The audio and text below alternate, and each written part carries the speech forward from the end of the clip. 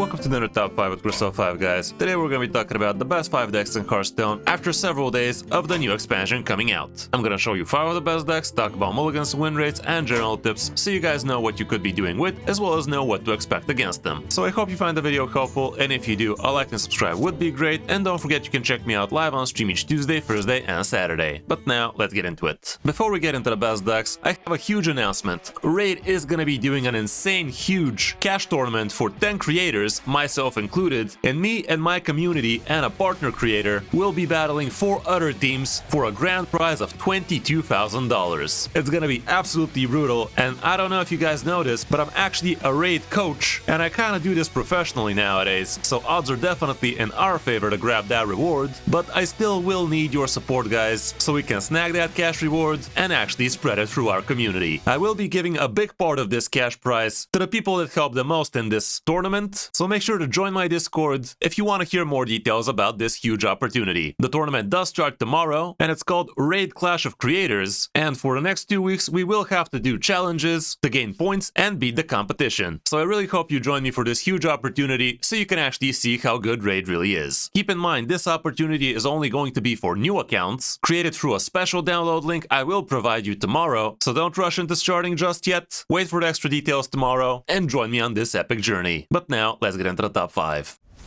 You are not prepared!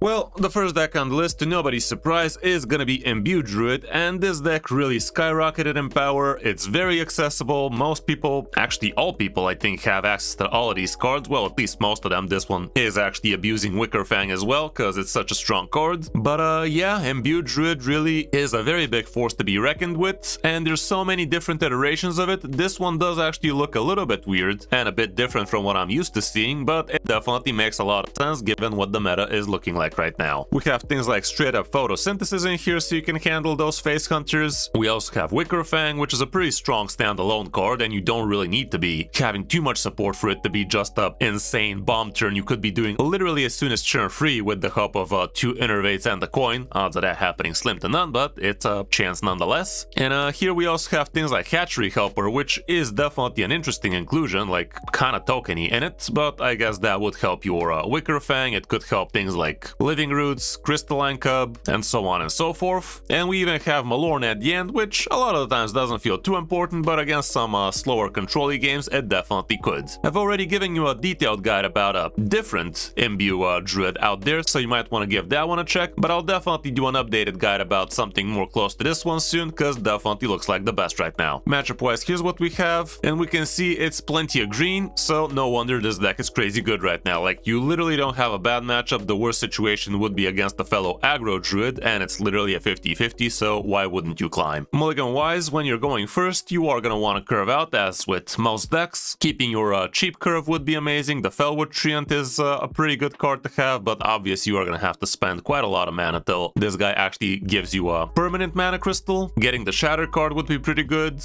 and curving into the Dreambound Disciple can also be insane. Same can be said for a Midrasil, but going first, it's a little bit clunky. On the coin, again, plenty of the same stuff. Here I'd say Dreambound Disciple and a Midrasil are a lot more capable, but even things like Hatchery Helper could help you here, so there's that too. On the number 2 spot, we have another Druid, and this is Aggro Druid. And yeah, Druid Stone definitely is real right now. This deck has been super strong since day 1. It does have quite a few of the new stuff, and it does feel somewhat fresh, but to be fair, Aggro Druid does come and go into the meta quite often, so it's not that fresh, but it's definitely a little bit different from what we remember it. Again, Wicker Fang is a part of this, and it's the only legendary card in here. The rest is just commons and rares, so again, pretty accessible, especially if you have Wicker Fang, and honestly, why wouldn't you have Wicker Fang? This card is begging for a nerf. Like, imagine having yourself a 6 mana 8/21. That's literally nerf territory if I ever saw one, so even if you don't have it, I think it's a pretty safe craft, because eventually, even if it becomes too nerfed and too bad, you still could just get your dust back, so why wouldn't you? The deck is pretty aggressive. It has a lot of tokeny action, a lot of buffs, so it's a very, very strong option right now, and the games with it are pretty quick, so pretty good stuff. Again, check out my detailed guide about a similar version of this if you want to see see it in action. And as for the matchups, this one actually doesn't have too much sample size, but we could check some similar versions like this one for instance, just a couple of cards difference. And the matchups here are gonna be again plenty green, except for things like Spell Demon Hunter, which I actually did give you a guide about recently, but for the most part, again, climbing should be very easy for you. When first, try to keep your good early game 1-2-3s. Obviously try to establish a board before you start keeping buffs, but the Shatter card is gonna be amazing because the sooner you get it, the easier it's gonna be to unshatter it. Platesaur is also a part of this. The Felwood Treant still makes a lot of sense, but try to have some sort of curve for it, because if you just keep it and throw everything away and you don't get anything playable, playing this guy on turn 4 or 5 is really not gonna help you that much. On the coin, however, I'd say the Treant is a lot more capable here because you're gonna have a lot more cards to curve with, the coin, and you could always be playing this guy as soon as turn 3, so that should definitely be good. For other good Druid decks, this is the Aggro Druid I showed you, and this is the Imbued Druid I showed you. Both have pretty decent sample size, pretty good win rate, that's for sure. And we can see so many iterations of these two decks, guys, like so many it's not even funny. Some with bigger, some with smaller sample size, but all have in common 59, 58 plus win rate. Very solid pick right now, and honestly due for a nerf if you ask me. We can also see some other versions like Dragon Druid, which I really did enjoy, the Merifra Dragon Druid that is, but as you see the win rate for it is just not that high. And we can also even see Quest Druid, which I still believe is just a bait, guys. Like, who in the right mind would be playing this on turn 1 instead of developing a board so that you can buff your idiots with +1/+1 and 5 business days later? Like, it just makes no sense. Anyway you slice it, this quest is literally unplayable, and it's always gonna make a good deck worse. And even if you're winning with this card in the deck, it's not because of it, guys, it's despite of it, trust me. Spot number 3 goes down to Herald Shaman actually, and this deck has been rising in power and popularity for the last couple of days, and I see so many different iterations of Herald Shaman having actually pretty respectable win rate. On day 1 this deck was definitely pretty good, then after a couple of days it kind of fell off, but now I think the meta shifted again into its favor, and also people have found bigger, better versions of this deck, and this one is definitely looking a little bit different from what I remember it, because it's running things like Ceremonial Clash and also the new Crackling Cloud Strider, which definitely is pretty great because you basically don't have to pay the mana for this thing. I think the overload is still gonna overload you, am I right, guys? Do let me know in the comments, but cards like Deathwing, for instance, cast spells, not you, but they overload you, so I still believe this is gonna overload you, but still not having to pay the 4 mana definitely is gonna spark a lot of joy for you. Herald Shaman all around is definitely a pretty strong deck. It does have quite a good mid-range and early game potential, and the late game potential is also there with the help of Alec here, who is gonna be giving you 1 mana 10 drops if you've heralded long enough. And you could even just play this guy as soon as you've heralded a couple of times, as long as you've pulled him out with your Flight of the Firehawk, because that's gonna make the minions he gives into 8 drops for only 1 mana, which still sounds pretty worth it to me. The cool thing about Herald Shaman is the Herald cards for this class are super cheap, like both Ritual of Power and Skywall Sentinel are only 2 manas, so more often than not you're actually gonna be fully heralded by turn 6 or 7, which is kinda insane. We also have the 2 Envoys of the End, as well as Ultraxion, but personally I have a feeling Envoy of the End might actually get cut out eventually from the best version of this deck, because this is just a little bit too much mana for a little bit too little effect, and the deck is actually very good at fishing out its Skywall Sentinels at least, so there is that. For the matchups, here's what we have here. Not that much sample size, but you're gonna be close to 50-50 with Imbued Druid, which is nice, and we can check out other similar versions of this deck, like this one for instance running Elise instead of Hex. Imagine being able to run Elise and actually picking Hex over it, by the way. But yeah, the deck definitely got quite nerfed, and here's what the matchups is gonna look like here. A lot more sample size, a lot less win rate however, and things like Aggro Druid are not gonna be great, Unholy Death Knight, Face Hunter, but the rest pretty good, so again climbing should be a no problem. Going first, here's what we have. You are gonna try and curve out good with your good 1s and 2s. The 2 Herald cards are obviously at the top of the list. The Twilight Egg is pretty good. The Wailing Vapor, which is a new inclusion in here, is also pretty decent. The Crackling Cloud Strider could be amazing as well. Flight of the Firehawk could be good. Primordial Overseer, especially if you have a Static Shock, is great. And Ceremonial Clash, I would only hold on to this if I already have the Crackling Cloud Strider, I'd say. The rest probably not so much. Going second, we can see plenty of the same stuff, so not much variety there. Look at all of the variations we have for Herald Shaman, by the way. So many different options here. I think this is the one I'm showing you, which again has above 500 games, so it definitely is worth talking about. But we can also see plenty and plenty of different iterations with again 60+ plus win rate, so definitely strong. This one is running Elise instead of the Hex, I think, but it's also running quite a few other different cards, like a lot more elemental heavy version. Here's another Herald Shaman with a lot more variety, with Elise again instead of Hex, and it's also running the Witch's Apprentice. And here we get to see some very big sample sizes. Here we have both Hex and Elise. Here we have things like Lightning Storm and so on and so forth. Plenty of different ways to actually build Herald Shaman, but right now that is the only archetype for Shaman, which not the best, but at least it's something.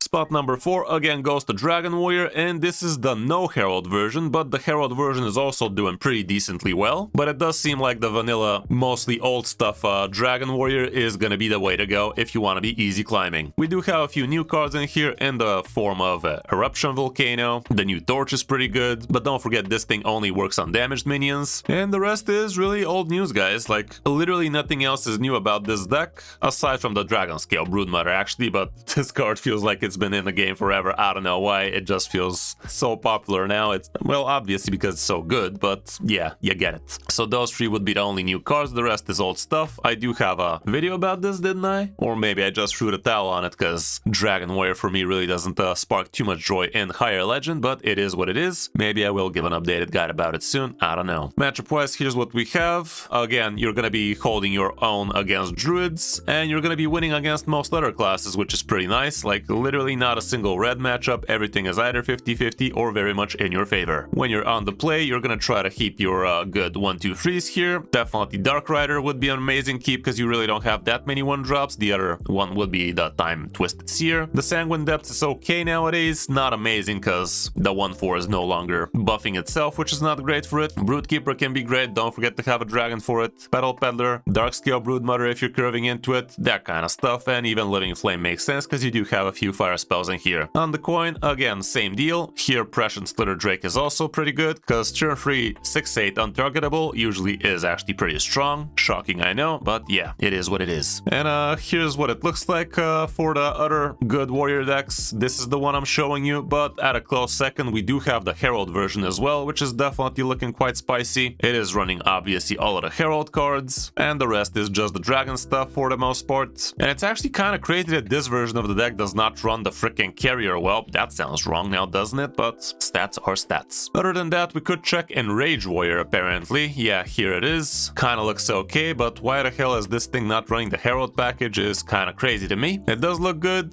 the stats are not bad, but it's kinda weird it's not running the Herald, not gonna lie. Quest Warrior is also something I've seen people play, but why are they playing it is beyond me. What the hell are these win rates, guys? Like, that's actually kinda insane. Surely there's a better version of Quest Warrior out there right now, but this definitely ain't it. And the last deck on the list is gonna be Aura Pally, and some people think this deck is actually bad. I don't know, guys. The deck is actually hella strong. You just gotta be able to push it to its limits, and you gotta be able to actually withstand the initial early game pressure this deck could be suffering from. But if you curve into your 4s, into your 5s, you usually are gonna have a very good time with this deck, because you have so much healing, so much stabilization, and so much pressure a little bit later on. You could be doing a lot of busted things, but you gotta get your teeth kicked in for the first few turns, that's for sure, until you actually start doing pally things. The deck does have a lot of extra ways of healing, like things like Hardlight Protector heal you and give you Divine Shield. The new Sand Fury aura can help you big time, because this thing doubles up your Spearheart Sentry, and this guy can give absolute units of cards, including the one that gives you a couple of spells and heals you for their cost, and you do have Rewind on that. You can also heal from the Gnomish aura, and so on and so forth. Like, the deck really does stand on its feet. We even have a Renewing Flame at the end with Ursol, so yeah, a lot of the times it feels like you almost have the pally, and then they start stabilizing like no other, and you're like, wow, I didn't know Priest was this good right now. But no, it's a freaking pally that just heals more than a Priest nowadays. Again, I do have a detailed guide about this one, so give that one a check if you want to see it in detail, but the deck is definitely a lot stronger than some people think, I can tell you that much. As for the matchups, here's what we have. The cool thing about this deck is it's really decent against druids, and that is really the big selling point nowadays, because the game is literally half of it is just druids out there. The other there have is a bunch of face hunters and basically the rest. But look at this, literally nothing but positive win rates except for Enrage Warrior apparently, and that is not that popular of a deck, I can tell you that much. When you're going first and second for that matter, Violet Treasure Guild or your Acceleration Aura or both would always be the most important thing. Like if you don't have either of these, it would be very hard for you to be keeping anything else in your starting hand, because without the ramp, the deck really does suffer because it simply does not have free drops, guys. The only free drop is a single copy of the Aura, and that is definitely not something too premium to be playing on turn 3 because it does have no impact instantly. Righteous Protector is your only one drop, so holding on to it is not a bad idea, even though against some matchups I like to throw it away if I don't have the treasure or the Aura just yet. Inspiring Maul is okay, the Sentry is great if you're curving into it, Xavius can be okay, Card Light Protector is something to do on turn 2, but again, it's not playing the Aura, so I'm not a huge fan of holding on to this. And if you already have the Aura, holding on to Manifested Time Waves might make a lot of sense against certain matchups. Nozdormu can also be insane, but not without the ramp, it ain't. When going second, again, it's kind of the same deal, but here, with the coin, at least you could curve into a 4-drop on turn 3 a little bit easier, and the deck is definitely quite 4-drop heavy, so even if you don't have the Aura, if you have somewhat of a curve, you might actually hold on to a 4-drop. As for other Paladin decks, this is the one I'm showing you. Not as high win rate as the rest of them, but the sample size is pretty huge, and 58% from where I'm from still counts as a pretty top tier deck. And it is the 5th top tier deck here, like the rest had like 58, 59, 60 plus win rate, but still 58 with 15,000 games definitely sounds strong. We also have another iteration of it with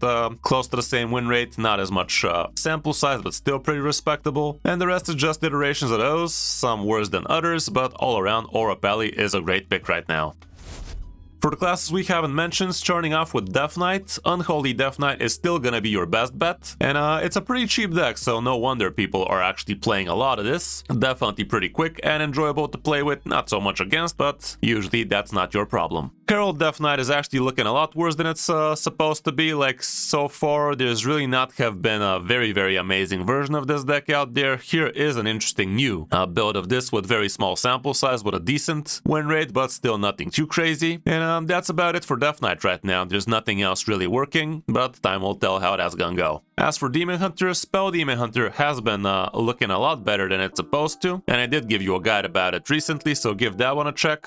It was something like this or this, I think, but I didn't show it in this top 5 because the sample size is just too low, and the one that actually has some sample size, the win rate is just not that big. So far, Herald Demon Hunter hasn't been that amazing. I really thought this deck would be breaking the meta, but apparently not so much. And as for other Demon Hunters, it's just Spell Demon Hunter, which for some reason did not go into that tab, I guess. Next up we have Hunter, and Face Hunter would have been the 6th deck on this top 5, I can tell you that much. 57% win rate, 14,000 games, definitely amazing, but not as amazing as the other decks I showed you, so I just couldn't include it. Technically I could have just comboed the Druid decks together, but they are insane each in their different way, so they definitely deserve 2 spots in this top 5. And other than Face Hunter, I don't think there's much else to be talking about on the Hunter class. Some versions do run Gen, others go without. Personally, I'm a fan of without Gen, because having to wait till turn 4 so you can actually use 2 or 3 hero powers discounted, I mean, you usually close out games on turn 6 or 7, guys, so ain't nobody got time for that, and a lot of the time it's gonna be clunky, you're not gonna have only even or odd cards, so it's just an unnecessarily complex card on a simple deck. As for Mage, so far Mage hasn't been seeing anything too amazing. We do have some iterations of Burn Mage out there that are doing okay-ish, but nothing too crazy so far. Quest Mage doesn't look too playable, and Imbue Mage looks like downright garbage. Same can be said for Priest. I've seen some Quest Priests out there, some Priests that are trying to kill you with healing, and anything in between, but the only thing they have in common is a not a very great win rate. When it comes down to Rogue, Herald Rogue definitely looks pretty powerful, especially in skilled hands, but for the masses it's not gonna really register as a very good deck. In Top Legend I think people are finding a little bit bigger, better success with it, but for the most part not that top tier. And last but not least we have Warlock, which for now Egg Warlock sounds like a force to be reckoned with. It's definitely annoying when it pops off, but it does not pop off that often. And the funny thing about Warlock right now is people are using the Herald package without the freaking payoff, which is Cho'Gall, which honestly I can't blame him. It's just a win more card right now, really doesn't look that powerful, so why would you slap that card in? It's annoying when you face it, but honestly if the opponent can slap you with a Cho'Gall and you haven't killed them after that, well, you were just losing anyway, so who cares? So that's gonna be it for this top 5, guys. I hope this helps you figure out what you want to be playing to hit Easy Legend this month. Don't forget to join my Discord and look for extra details for the huge raid tournament. And I would really appreciate it if you help me win this thing. Thanks for watching. I'm Kris05, and I'll see you in my next video or stream.